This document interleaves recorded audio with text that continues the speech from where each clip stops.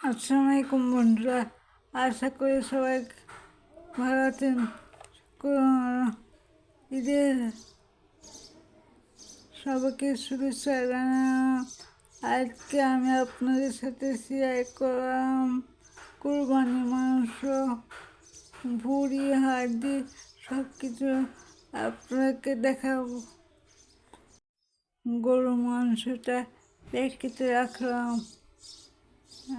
এখন রান্নার জন্য প্রস্তুত করব। গরু মাংস প্যাকেটে রেখে ফ্রিজে রাখবো, আর কিছুটা রান্না করব।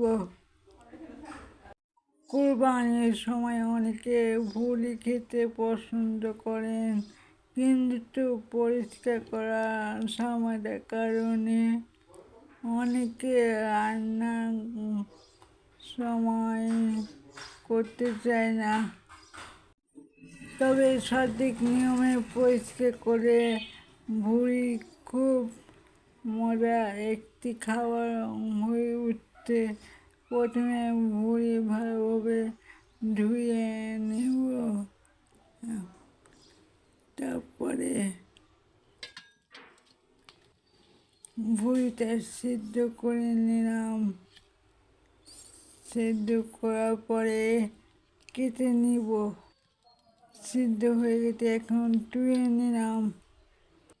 খুব মজাদার একটি খাবার হয়ে উঠতে গরম পানিতে কয়েক মিনিট ভিজিয়ে রাখুন, এতে উপরেকার অংশ সহজ সারানো যায়। ধীরে ধীরে সব ময়লা পরিষ্কার করে কয়েকটি পানিতে ধুয়ে নেব। গরু মাংসটা রান্না করা হয়ে গেছে। রান্না রেসিপিটি দেখাতে পারলাম না।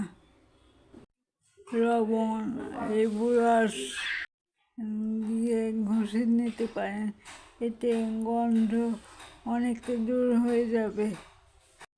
পরিষ্কার হয়ে গেলে ভুড়ি করে ছোট ছোট করে টুকরা করে কেটে নেব। এরপর একটি পাত্রে পানি দিয়ে ফুটিয়ে নিতে করতে দিন। এর সঙ্গে ভালো লাগে লাইক, কমেন্ট, শেয়ার করবেন। এই যে আমার বাড়ির দৃশ্যটা একটু দেখেন।